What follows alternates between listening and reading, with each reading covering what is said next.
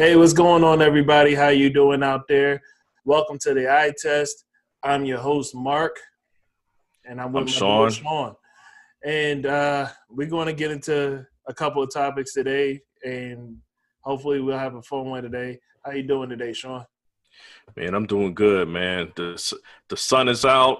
It's only about 103 degrees out today. So, you know what I'm saying? Life is good.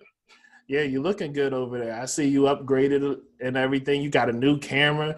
You got a new mic. You got headphones on. Look, man, I promise you, it feels like every time we do another episode, there's something new involved on my side. I don't even know what I'm going to have in the background next time. I don't But, know neither, man. You got a whole Teddy Riley setup going on over hey, there. I'm Like, about to, hey, I just need a dude with a cane goal on in the back yeah, cutting up. That's exactly. all I need. You know what I'm saying? Where's Just Spice Adams at? yeah, you just need your hype man That's going it. off in the background now. Like it's That's it, man. You know what I'm getting saying? I crazy don't know. over there. I might pull a little green screen on Tuesday. You never know, man. You know what I'm saying? Might mix it up. You never know how it go. You You know. know what I'm saying? Anyway, But so so let's all right. get it. Let's get into these topics, man. How you doing? We're gonna start with what, the NBA. Yes, the NBA. Very important news coming out of the NBA, man. Every time I think that they're failing in some way, they just seem to be surprising me. They seem to be surprising me this year. So here we go. We're going to start off with the NBA. NBA PA announced $300 million in funding Wednesday for a foundation meant to create economic empowerment for the Black community. The league will contribute $30 million per year annually for the next decade to the fund, divided evenly by team. The league explained how those funds would be allocated in its shared statement with the NBA Players Association. Here we go. The foundation will focus on three critical employment transitions: obtaining a first job, securing employment following high school or college, and career advancement once employed. Through contributions, the NBA Foundation will enhance and grow the work of national and local organizations dedicated to the education and employment, including through investment in youth, employment and internship programs, STEM fields, job shadows and apprenticeships, development pathways outside of the traditional higher education, career placement, professional mentorship, networking, and specific partnerships with historically Black colleges and universities. And then furthermore, they say the foundation will work directly with all 30 teams, their affiliated charitable organizations, and the NBA Players Association to support national organizations and their local affiliates, as well as local grassroots organizations, to facilitate sustainable programming and create change in team markets. Um, I'm going to just touch on it real quick. I'm going to give my thoughts after you, but real quick, I think the important keywords there is all 30 teams, everything split evenly. They're trying to create change in team markets. What do you think, Mark? Well, honestly, I think this is an excellent move. You know, this is something that I've criticized the return of the NBA so far, with the pandering of the Black Lives Matter on the court and the kneeling and the names on the back of the jerseys with nothing of substance to be announced behind it.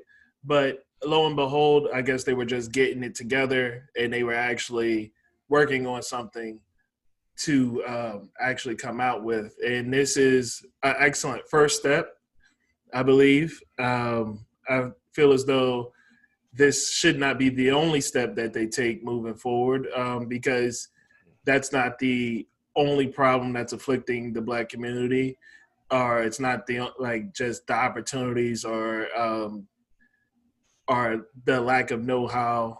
Those not the things that are affecting, not the only things that are affecting the Black community. And in a lot of ways, those are things that we can control within ourselves.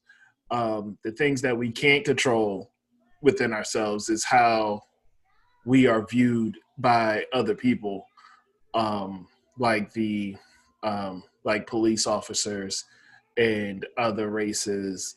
And like, I can't control how I'm viewed when I walk in the side of a Starbucks and they decide not to give me the bathroom key simply because I'm black. So I feel as though um, I would like to see them work in more of those areas as Yeah. well. But this is an excellent first step to say if you're invested in in these communities and your team markets, to show that you are invested in your team markets. So I have nothing but applause for them here in this particular instance. Um, Kudos to them. The only thing, the only thing I can really criticize them about right now is that they need to get the hell out of China. Um, Boy, one step at a time, baby steps, man. You gotta crawl before you can walk. yeah, I guess so. But yeah, man, how you feel? Man, I'm just glad that this time when we went to search for it, it was right in front of our faces rather than our previously mentioned search that turned up absolutely nothing. Right. And the little bit that we did get was super vague. This is very descriptive. This is a very descriptive detail of what they plan on doing. This is not lip service. This is not just because at first when I heard 300 mil, I thought this was just going to be them throwing money. Yeah, throwing money into the wind. That's what it seemed like at first. That's what it seemed like to me. But then when they broke it down all the way to the 30 mil per year, which essentially breaks down to $1 million per team per year.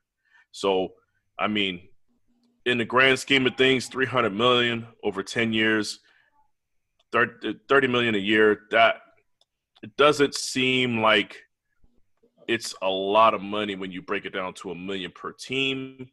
But the overall number 300 million just jumps out at you until you realize it's over 10 years. So to me, I'm less concerned about how much money it is. I'm more concerned with the actual programs and the job opportunity stuff that they were talking about.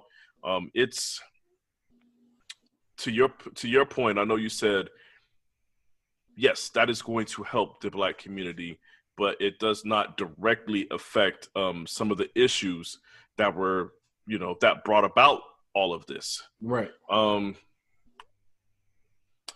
People, I know there's always this thought that, hey, when in places, in inner cities where you're dealing with impoverished communities and, obviously that type of situation leads to crime and it leads to other things like that. Mm-hmm. And so to touch on what you was talking about earlier about the job opportunities and things of that nature being offered in those programs, those things aren't directly affecting or correcting the situations that led up to this. Right. So with that said, I mean, it's still going to have some type of a positive effect on the Black community. Mm-hmm. And I'm not just going to say Black community. It's going to have a positive effect on the more of the inner city part of the community. Right. Meaning, whoever's there, mostly Black people, but it'll affect everybody in a positive way. The inner city markets, because most of these team markets are within major cities, major inner cities. So this would have a positive effect on those markets because I know this is mostly meant to be directed towards the Black community, but the issues that they're talking about isn't only the issues of the Black community. And I guess I kind of don't like that wording, because that just that kind of bothers me a little bit about the wording of it, because it gives off that stigma that, only Black people need help with job opportunities and this, that, and the third. Yeah, blah, blah, blah. and that's why I was trying to say inner city, that's what it is. I mean, whoever's there, but I mean, I can't knock them for what they're doing right now. Right. When it comes to that is an important thing, no matter who you are, no matter where you're at. And if these programs are going to be there for people to take advantage of, then that's a good thing. but I do wish that they were doing something more to directly affect I would say, the relationship between the police departments in those cities and, the black people that live within those cities. Right. Something directly dealing with the police department would have been something more of what I wanted to see, but I am 1,000% okay with what they're doing right now. I'm not going to make the mistakes that I've made these last couple times and just kind of look at it and be like, yo, they're not doing enough. They're not doing enough. I mean, they might not be, but it seems like everything is coming in due time with them. They've been responding very quickly. It was just last week when I was saying, it felt like it was just last week when we were saying they weren't doing anything or we couldn't find anything. And then now this is what pops up. So I'm going to give them some time to get around to that type of stuff. But this is definitely a great foundation, a great starting point. And to me, I guess for me, the biggest parts that I liked is what we talked about. Hey, there's already people that have things in place. There's already programs in place. They said, hey, we're going to work directly. Now, on top of this, we're going to work directly with the teams and the players for those teams and with the programs that they already have in place. So that is, once again, that's the NBA stepping in and doing something, not just the teams and the players. So kudos to the NBA. I mean, I don't know what more I could ask from him at this point. So maybe more than $1 million a year per team market, but the $30 million broken down to $1 million per team, per year. The whole 10-year part of the deal just seems like a way to show everybody, hey, we're committed to the long term, but it's also not really a lot of money. In the same way that we discussed the Patrick Mahomes deal, it's like, hey, okay, he got the 10-year deal, right? But we also acknowledge that the beginning part of that 10-year deal is going to be different than the second part of that 10-year deal, as far as worth. And to me, I feel like them jumping out the window and saying, hey, we got 10 million, we got 10 years worth of money that we're going to dedicate. I just hope that the NBA doesn't look at that and say that that's enough. Hopefully they're leaving room leaving the door open for them to say, we'll spend a little bit more money 2 years down the road, or we'll create another program here. So I'm not going to judge it too harshly on that, but I do agree. I guess, it could be a little bit more money, but once again, Mark, when I'm looking at the other leagues and I'm looking at what has been done in the past and I'm comparing it to what they're doing right now, I feel like I can't really make that complaint. Right. Feel you. Yeah, man, they're doing great. I'm glad that I don't have to berate the NBA on this one. Yeah. I'd much rather it be this type of situation than a situation where I don't feel as though they're not doing the right things.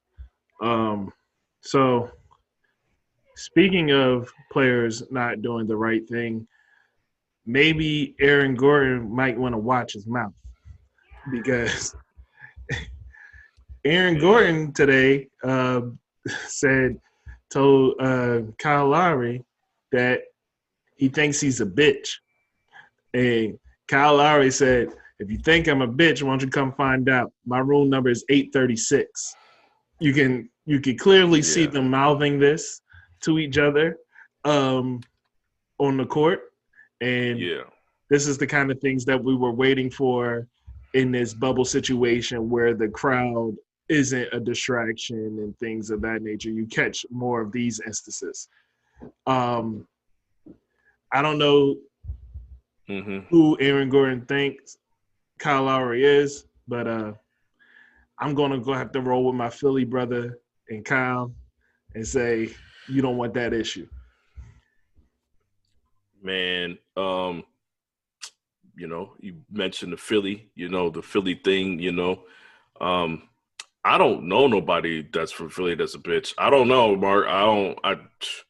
You know what I'm saying? I don't know. Maybe he knows some people.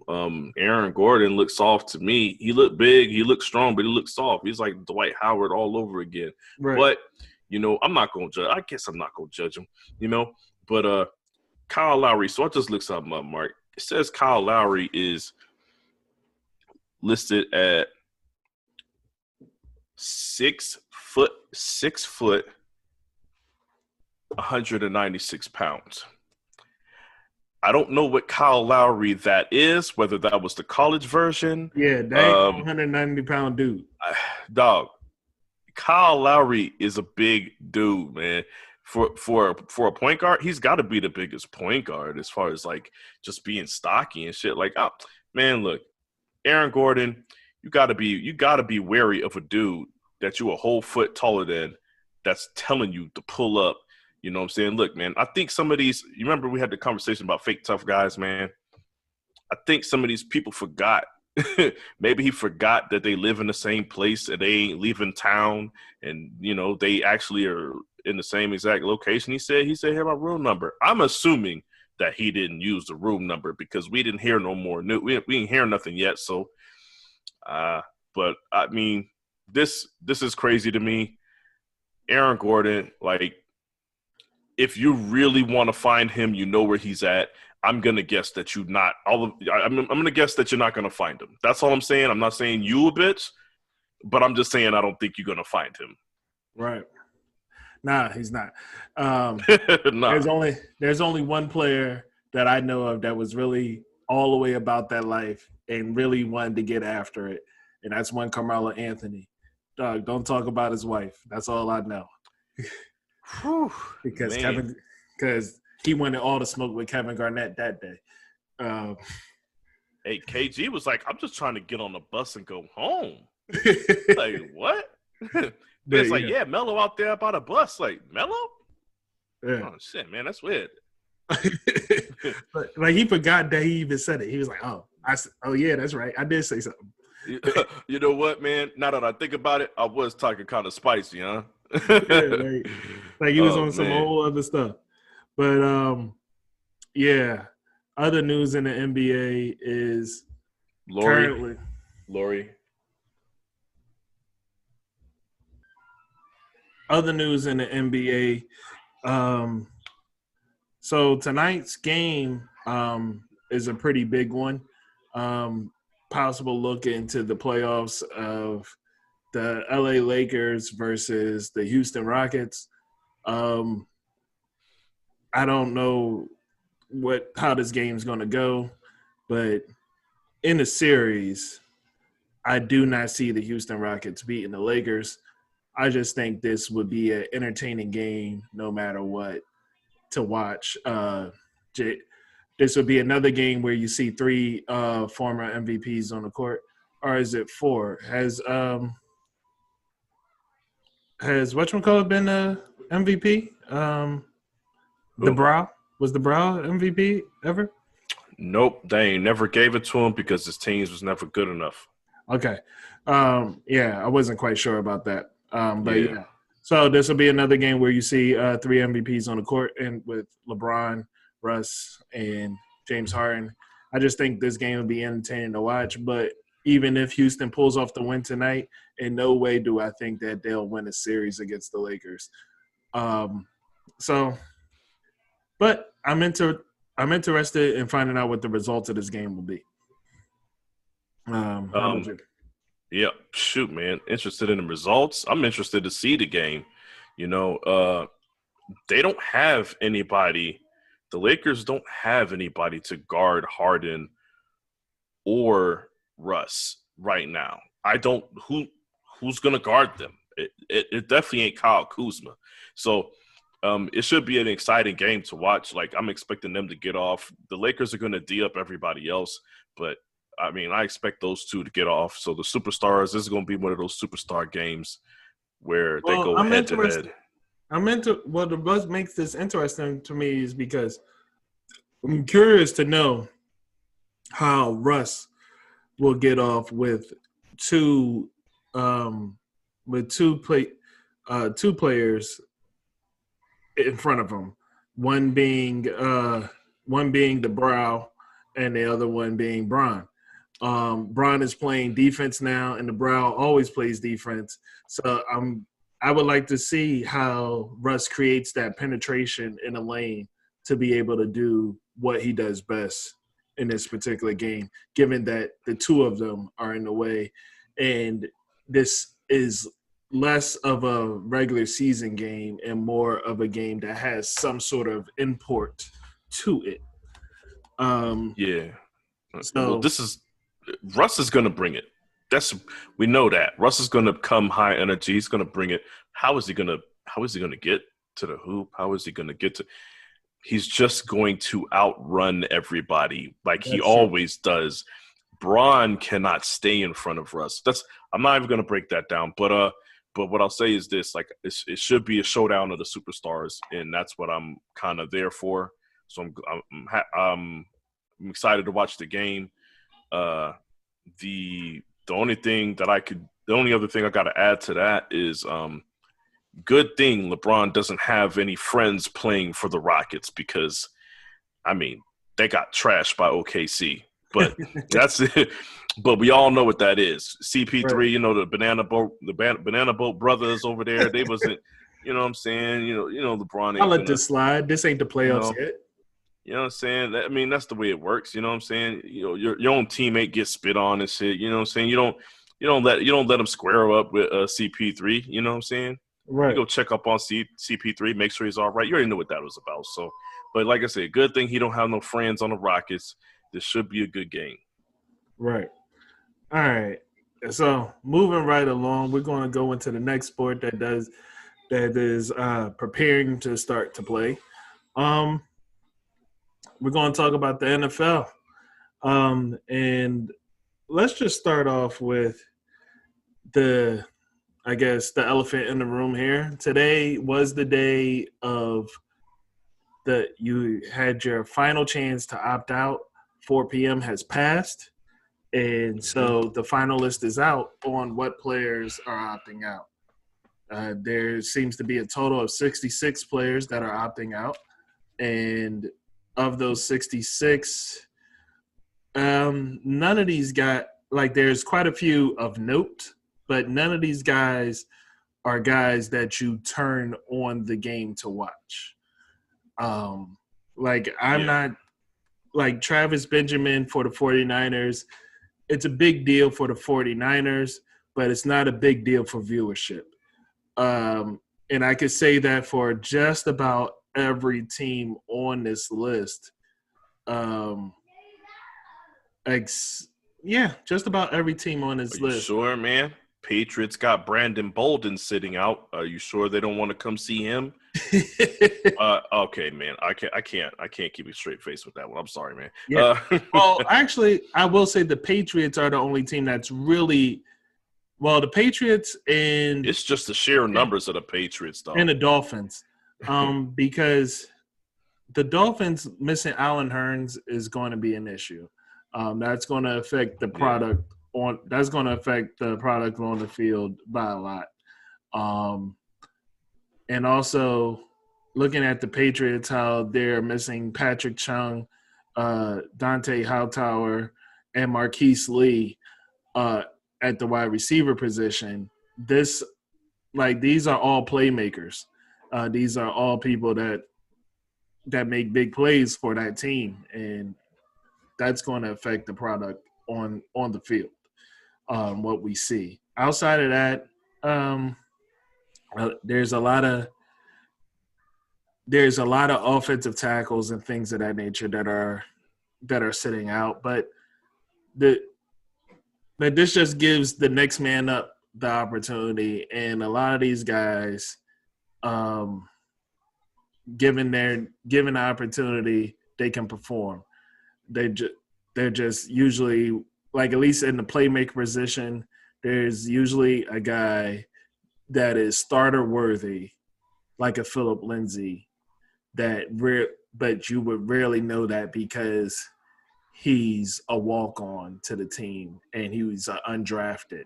And undrafteds do not get the same opportunities as drafted players. So when guys like Travis Benjamin decide to sit out, this gives an opportunity to the undrafted guy or the free agent that's been passed around a lot to finally get some shine. So yes, Well, speaking from a 49ers standpoint, I hope this means that I actually get to see Jalen Hurd play this year.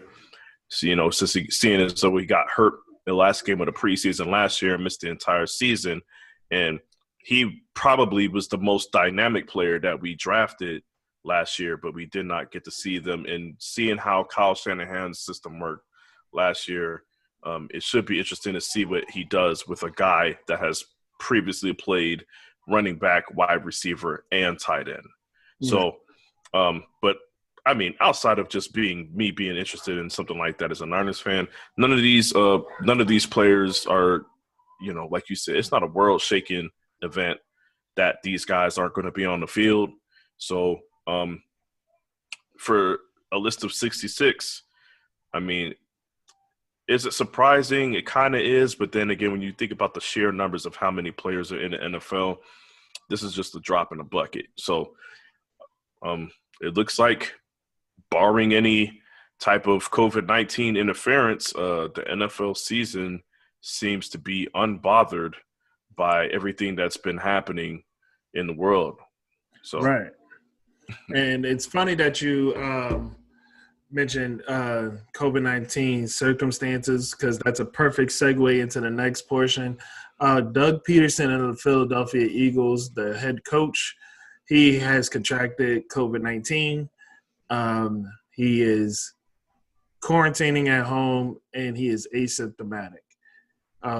He feels as though he did not get this in the facilities. And was he at Magic City too? Never mind. Yeah, Hold on. He might have been. Or you know what I mean, he might have been out getting milk, like Derek Peterson. You know what I'm saying? I'll be back in 3 hours. Yeah, I'm gonna go get some milk. Yeah, Derek. Hey, fresh from the source. Yeah, Peter style. But yeah. Who knows, man? But yeah, he's doing well. The fact that he's asymptomatic and he's able to have his normal conversations, and he feels 100% confident that he didn't get it in the building, lets me know that he probably did something stupid, and he knew it was stupid, and he knew exactly where he got it from. He just ain't gonna say it. Yeah, exactly. And that's all right, because it's all right. He's asymptomatic. That doesn't seem to be affecting anyone else. No one else in the facilities has contracted it so far. So that's a good thing. And so far, there's not a lot of cases coming out about the NFL, any outbreak situations. Yeah. And just very quickly, I want to note that since the outbreak of the Florida Marlins, there hasn't been, and the Cardinals, there hasn't been any real outbreaks since then, which lets me know that a lot of these players and teams weren't taking this COVID stuff seriously. And now the outbreak has happened. Everybody is straightening up and flying right, and I think that this will help going forward. Now that I think the outbreak in the long run probably helped the product more than anything, because it brought a sense of levity to the situation. Yes, it did. A little bit of realness and a little bit of urgency. Right. And now players are actually taking it seriously and not going out to get milk when they shouldn't. So, yeah, man, I'm happy. I'm happy with what we're getting out of these situations, man. You have any thoughts at all? Man, the Doug Peterson thing is. I like the fact that it's a very quiet situation, that since he's contracted it, there hasn't been any other news of anybody else testing positive. What my concern was, going back to one of our older episodes, is, hey, man, there's a lot of people. There's a lot of interaction. It's a football team. once one person gets it, how do you slow it down? It seems to be that one person got it, and it seems to be nobody else tested positive. I mean, I get it. It's not like we're not in full season swing, but you have to imagine that he's still coming in contact with the coaching staff and all these other people. So to know that he's the only person that tested positive in this situation is a bright spot so far. Looking forward to the season and seeing that whatever they're doing, they're handling it correctly up until this point. So, and I do agree with you wholeheartedly about the Marlins situation and all that stuff happening, and maybe is a wake-up call for some folks that needed it. Yeah, 100%, man. So your team, the 49ers. That's right. You guys, hold up, slow down. Don't be so excited. That's right. Because this news isn't so exciting. Like, relax. All right, man. Go ahead. Say what you got to say, man. Get off the chest. Your team has signed a new player. That's great, right? You got a free agent. It is great. Yeah. You signed Jordan Reed to an incentive-laden deal, which means that he's getting paid absolutely nothing unless he proves it. So he got signed to an incentive-laden deal. So yeah, that's excellent, right? Jordan Reed, awesome. Yeah. Yeah, we gave him that Zion Williamson Duke contract. Yeah. Yeah. Man. This would be dope. This would be dope if this was 4 years ago. Hey, man. Like, who cares about Jordan Reed signing to the 49ers now, man? This dude is going to get a concussion on game one, and he's not going to see the field again, ever again. In fact, honestly, like, for his own health, I don't want him to play. Like, that's real. Like, I'm being completely honest. That I believe you when you say that. I know how you feel about Jordan Reed and his talent and everything. He's a talented player, like, when he's on the field, but I don't think he's ever put in the full 16. Like, that's just off the top of my head. I don't think he's ever put in a full 16. And I think there's a better chance that Sean Lee has put in a full 16 than Jordan Reed has put it in full 16. That's what I know. Yeah. And I think he might be on record to have 4, 5 concussions. All right, man, this is where I got to start talking. Look, man, I want to say he's got to be on record for having the longest concussion protocol that I've ever seen. How does somebody – it was week 1, week 3 or something last year. Man goes in the concussion protocol, and he never comes back. Did he get sucked into a black hole? He ended up in another dimension. Like, people just stopped talking about him like he never existed. And then I remember one week it was week 10 or some shit. Somebody brought it up again, update on Jordan Reed's concussion protocol. They checked him out again, and he's still not ready to come back. And I was like, Jordan Reed, man, he didn't come back yet? Like, oh man, come on, man. Why, Mark? But with that said, I'm gonna lead into being. I guess this is the 49er fan of me. You said who cares? I care, Mark. Do you know why I care? And I hate to do this. Because you're a glutton for punishment. I hate to do this. And maybe I am, Mark. But you know what? We have a boy wonder head coach named Kyle Shanahan. Who's going to blow it? Look, man. Look. I can't speak to what's going to happen in the future, Mark. I can. Hey, if you can have faith, if you can have faith that the NFL players and the NFL organization as a whole is going to keep their shit together to have a season, then I can have faith that Kyle Shanahan has learned from his past 2 trips to the Super Bowl. Oh. Well, he said he learned the first time, and he went ahead and did the exact same thing. So cool. Man, you ain't never had to spank your kids twice for the same thing? Look, man, sometimes they learn on the third try, Mark. At least when I spank my kid the first time, the second time he tries it to do it differently. This time, he just did the exact same thing. Like, Look, man. Okay. nothing was different about it, and he got the Look. exact same result. Man, you know what? I'm cutting you off. Look, back to what I was saying. You know what I'm saying? Look, so we got Kyle Shanahan in his genius system. You know, we had tight ends doing end rounds, jet sweeps. Come on, man. You ain't never seen that before. You ain't never seen that before, Mark. You know, what you gonna do with Jordan Reed coming off the edge? You know what I'm saying? All right. I'm not going to do anything because it's not going to happen. Okay. So maybe Jordan going Reed is going to come around the edge of an emergency room after his concussion protocol. Now that he's a Niner, I'm not going to let you do that to him. You know what I'm saying? I'm not going to let you do that to him. All right, fine. You know what? I'm going to take my fan hat off. You know what I'm saying? I'm going to take my fan hat off, and I'm going to look at this objectively, okay? Okay, so what we have here is a signing basically to just add to the bodies because if you know anything about our season last year, we had just a ridiculous amount of injuries.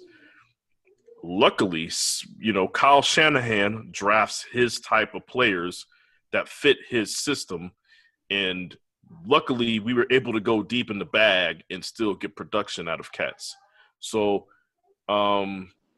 this was one of the things that I enjoyed about watching John Lynch and Kyle Shanahan work together in the drafts over the last few years is, man, they got rid of all the old players and said, look, man, we started from scratch. Everybody's going to be born into the system. That way we can have a next man up system, you know? So, but with that said, we had a ridiculous amount of injuries everywhere. When Kittle went out, we were losing. when Kittle and Juszczyk were out, we were losing. It's just plain and simple. We needed more than that. So, therefore, he just got another warm body that hopefully, you know, we can get 5 games out of Jordan Reed. I don't think we're expecting anything more than that. If we get something more than that, it's just icing on the cake. I believe personally, if we get more than 3 games out of him, 3 productive games out of him, then that's icing on the cake. You know, I'm not expecting anything from him. I'm expecting him to kind of peek in and out of the lineup as far as, you know, seeing time on the field. It's one of these signings that I would equate it to the Aldon Smith signing. Basically, Cowboys saying, we'll take him. He may never see the field. If he does, if we get anything out of him, we didn't pay anything for him, so it's a bonus. So that's what I look at with this signing. You know, when I take my fan hat off, when I put my fan hat on, Mark, I look at the possibilities. You know what I'm saying? I just look at it. I can see, you know. Yeah, the possibilities is endless. It could be an ankle sprain. It could be an ACL tear.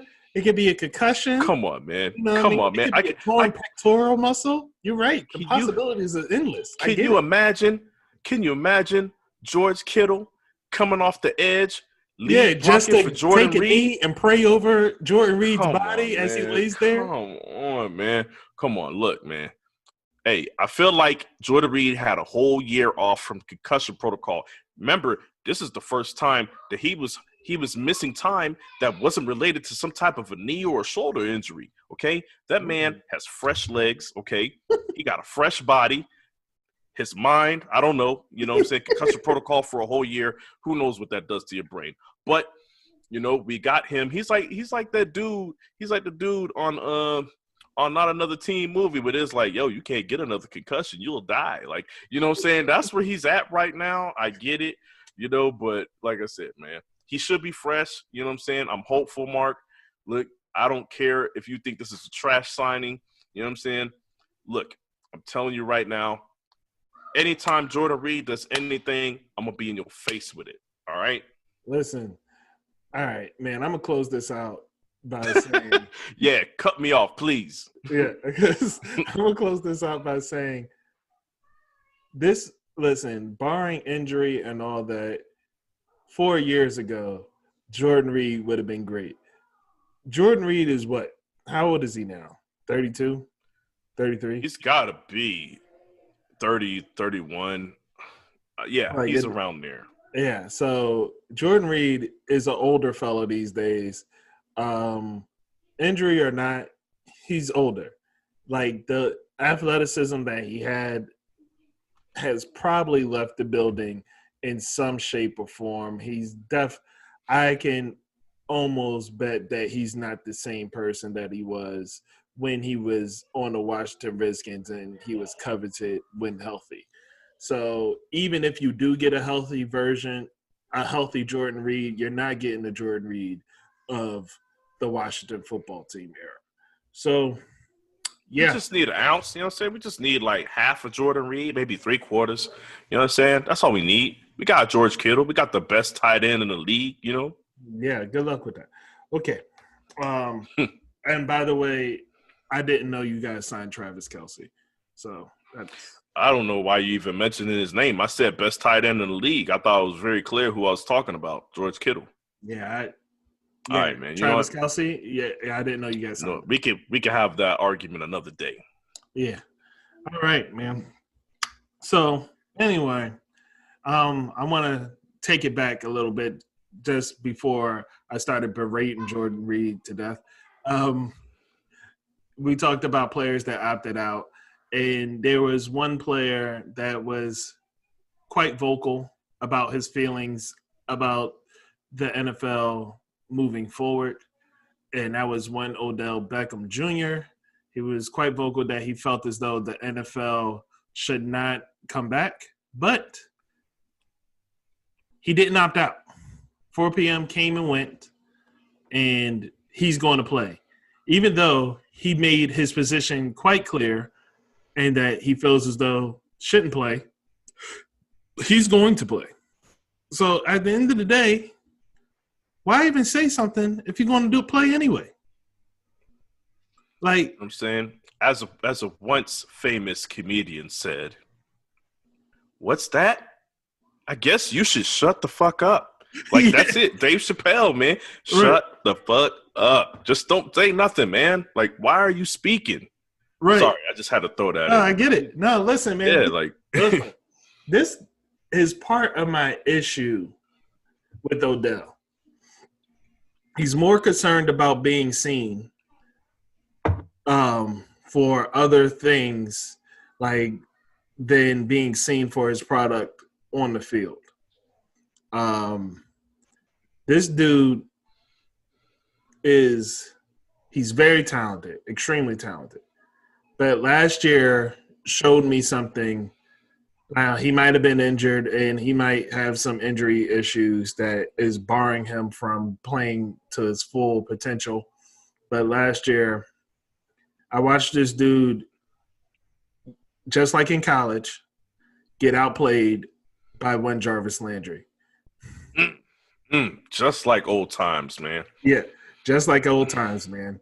And this issue is something I have with because Odell is highly touted and highly coveted by teams, but Man. at this point, I've taken a step back and I decided to adjust my eyes and look at the full picture and scale. And then I started having questions and I said to myself, hey man, is Odell worth it? Like, outside of that amazing catch when he came onto the field and lit the world up in his first season with the amazing catch and then his continuous play, what has he done? Is he better than Keenan Allen? Has he been better than Keenan Allen? Has he been better than Mike Evans? Has he been a game changer in any shape or form? Mark, what has he done for the Giants? Has he propelled the Giants to the playoffs? Man, this is what I will say. And I hate to do this to Odell, but I got to. Okay, this man is having Plaxico Burress's career in reverse. You know what I'm saying? Like Plaxico had his catching problems. They was calling him plexiglass. You know what I'm saying? When the Steelers move on from you at wide receiver, it's time for you to go. You know what I'm saying? They didn't move on from him because of money. They just said we didn't want him. You know what I'm saying? Like, he had a revival of his career with the Giants, and all of a sudden he had realized his potential. He started working harder.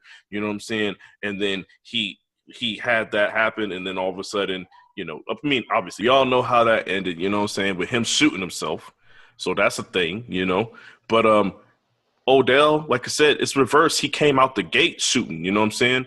And to be honest with you, since his rookie season, he hasn't been able to match that. Now, what I will do is give him credit for the first 3 seasons, which for him maybe equated up to a season and a half. People forget Odell came out of nowhere. Part of him coming out of nowhere was because he came into his rookie season hurt. Yeah. He didn't even play the first set of games. You know what I'm saying? So I feel like he's one of these people. You ask the question: is he better than Mike Evans? Is he better than Keenan Allen? Has he been playing better than these guys?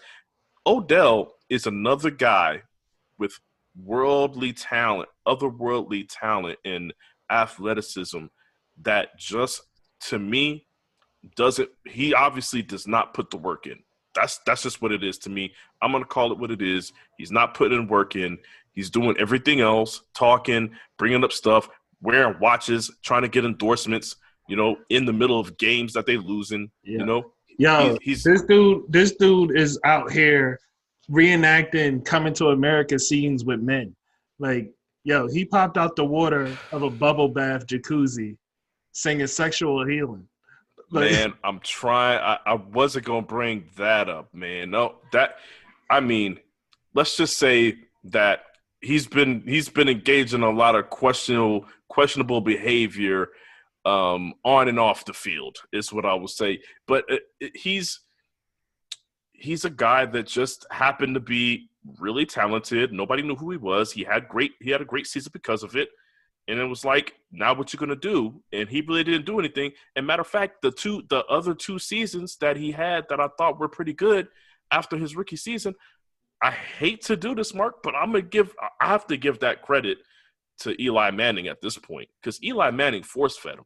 Yes, he very much did. Force-fed him. He did. Like, if you really look at his numbers, he was just being force-fed, man. He was putting up he was doing Michael Thomas routes. Let me bail this off for you. Season 1 in 2014, 91 receptions. Season 2, 96.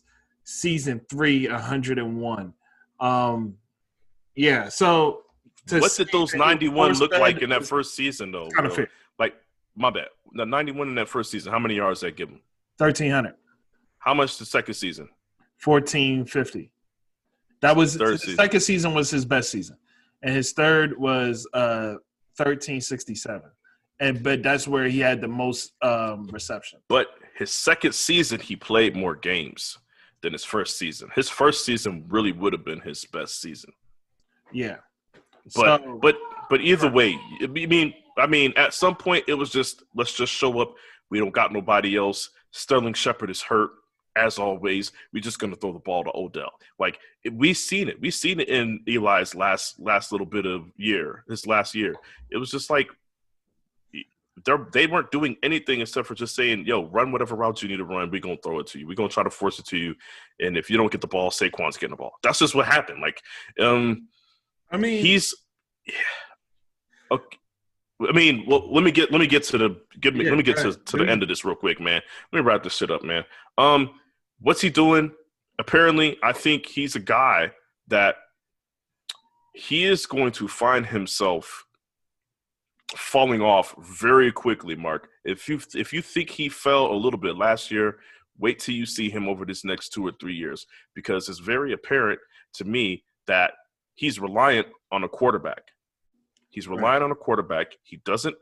For some reason, Jarvis Landry is finding a way to get open, but Odell can't. I've seen Odell drop a lot of balls this past year. Yeah. He's a head case, bro. I think this is the beginning of the decline, and if he doesn't change his attitude, which it doesn't seem to be changed because he's mentioned in not playing and then still playing, like, I don't see how the story of Odell Beckham goes up from here if he continues on the path that he's on. Yeah. 100%, man. To be fair to Odell Beckham, he has had over 1,000 yards in every season except for his 2017 season. In 2019, he had 74 receptions, 1,000 yards, but he only had 4 touchdowns last year.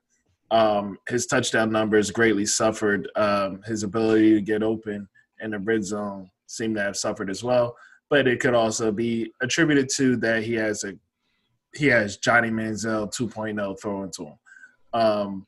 So it's hard for me to give him that when I watch DeAndre Hopkins play.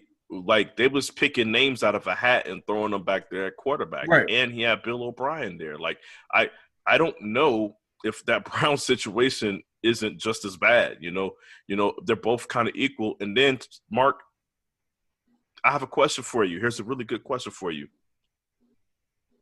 If you had to pick a wide receiver between these two, who would you take? Would you take Odell Beckham Jr. or would you take Brandon Cooks? Today, that's tough, man. The fact that you have to think about it that long is already a problem. Well, the only reason why it's tough, honestly, is because the personality issues of Odell that has shown several times, and I don't know if it's the same level of injury concern. But do I think he has higher potential than Brandon Cooks? Absolutely. Yes. Do I think that he's a better player than Brandon Cooks currently? Absolutely. It's just there's certain things about Cooks that I like, because I feel as though this goes back to my same argument about Ben Simmons, and I guess that's why I started this, is because like Odell is putting up numbers, but when I look at his 1,000 yards in the last 2 seasons, I still can't help but be disappointed that it was just 1,000 yards. I feel as though yes, because Cooks is out here getting 1,000 yards right in all his healthy seasons. That's why I brought up his name. Right, and I feel as though Brandon Cooks is maximizing the level of talent that he has. And that's my point. Like, I feel as though Brandon Cooks is maximizing the level of talent that he has. And my issue with Odell is that I watch him get 1,000 yards, and I feel like he could have done so much more. I feel like he is not maximizing his level of talent. I feel like his level of talent should be floating around those 1,300 yards, should be floating around those 1,500 yards, and I don't think that he needs 91 receptions to get them. No, like, there's not a more dangerous receiver with the ball in his hand in open space than Odell Beckham Jr. Right. Tyreek Hill was going to outrun everybody, but if I told you there was 3 guys that Odell had to get past, I would say he has a chance because he has a quickness, he has running back moves. Well, he has you know what I'm saying? Like, he's focused. He has a chance. But you get what I'm saying. He has that talent, and like to your point, it shouldn't take him 100 catches to get 1,000 yards with that level of talent and that level of skills. Right. I feel as though he could. I just feel as though his average yards per catch could be higher if he focused up and stopped having yacht parties with men before playoff games. Then he'd be all right. Like, Doug, I don't know. Like, listen, I don't know if this man rolls both ways or what, but if he does, that's fine, I guess. Like, more power to you. The optics of it all looks crazy. Like, you and a bunch of oiled up men on a yacht. Hey, nuts. Mark, I don't remember if I saw any females in the picture. If I did, they were in the background somewhere. Like, you didn't. I don't know. You didn't. The fact that I don't remember might be a problem. I don't know. Like, Doug, this dude, he might have single-handedly been the reason why the Giants lost that playoff game. He had all the playmakers on that yacht. The who's who. You know? Yeah, Eli Manning was the person that was chilling at home, like, and looking like, yo, we got a game on Sunday, right? And yeah, he was like, I'm your quarterback, right? Everybody knows that, right? I'm still the quarterback. Like, you guys are oiled up on the yacht. That's what's hot right now. Being oiled up on the yacht. We got a playoff It game. is hot. It is hot if you're down in Miami, oiled up on the yacht. I'm sure the temperatures get really high around that time of the year, even though the rest of the country is cold. But I mean, That's great. Cool. but Good job. We only got a playoff game coming up, but yeah, you guys keep having fun on that yacht. yeah. But just to end the comparison, the Cooks and Odell thing was just but you explained it exactly the way I was thinking it. It's like, hey, Cooks is maximizing his potential for the most part. I feel like he could go up just one more notch, but he's maximizing. He's getting the best out of what he has now, considering the injuries that he's dealt with in the past. And then you have Odell, who his numbers are kind of close to Cooks, but one person, Odell, his numbers are close to Cooks because he's not realizing his potential. Yeah. Like there's no reason in my mind that Odell shouldn't still be mentioned in the breath with Hopkins and Julio. Right. There was a time when it was them four. It was like Antonio Brown, and then it was like the very next tier included Julio, Hopkins, and Odell. And if you ask people, for the most part, they were interchangeable. Right. It is no longer that way. And not to say that he's not still producing decent numbers and pretty good numbers. It's just the fact that he is no longer the threat to go for 1,500 yards in a season and 13 touchdowns. Yeah, exactly right. Exactly right. So, yeah, man, I hope that we get a better product from him this season because it's not a whole lot that he can get into. So, should be focused on football. So I look forward to this season. That's all I really got for tonight, man.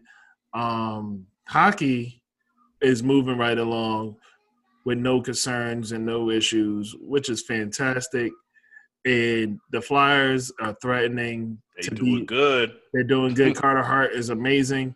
I promise you guys out there that we will get smart on hockey, and you'll get to hear us live on air, learn about hockey, and fuck some shit up.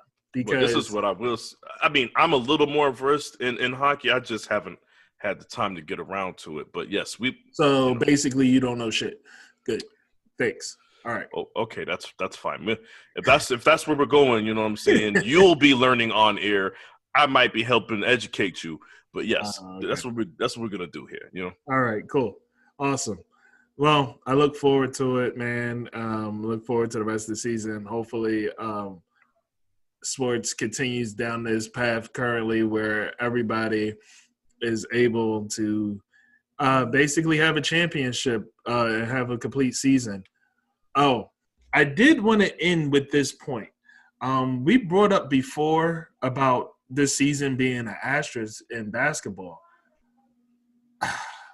Honestly, looking at this product and looking at the players that are, in fact, in the bubble and playing, I'm starting to lean towards I might just count this as a regular championship. Man, I see. And to your point, I was anticipating more people being sick. Yeah. When Russell Westbrook and James Harden got sick, it just so happened to be just far enough away from the start of the season that it didn't affect it. Right. So that's kind of a huge deal. And the players, although there were, a couple of notable players that did, from the jump opt out, it seems that most of these people have a roster worthy of saying, hey, what would be the difference between this person opting out and us running into a minor injury in the playoffs? Exactly. So man, I guess from right now, from what I'm seeing, the way I look at it, whether I judge it as an asterisk season or not, is whether I would let a team off the hook with any excuses. And after what I've seen so far, I'm not letting any team off with any excuses at this point. So therefore, I just feels weird trying to say it, but It might not be an asterisk season, man. You're right. Yeah. The product, NBA is putting out a great product. I'm just going to end it with NBA needs to get the hell out of China. And then the NBA will have everything, all their ducks in a row. You won't say that. You won't say that shit to that Chinese coach's face. I know you won't do that. I'll tell you what, I'll do it here in America. Hey, yeah. Stay your ass right here. Exactly. Get Spartan kicked in the chest. You know what I'm saying? Get kicked in the chest and then have it be in a sweatshop somewhere, making the next Jordan threes. You know, have you spitefully stealing some shades on the way out. Nah. Well, man, that's all I got for today. How about you, Sean? Man, I'm good. Can't wait to our show on our next recording on Tuesday, and can't wait to watch some of these games, man. Yeah, man, it's gonna be fun. I can't wait to catch up with you guys on Tuesday or Wednesday for you when you'll be listening to it. Anyway, peace. Deuces. All right.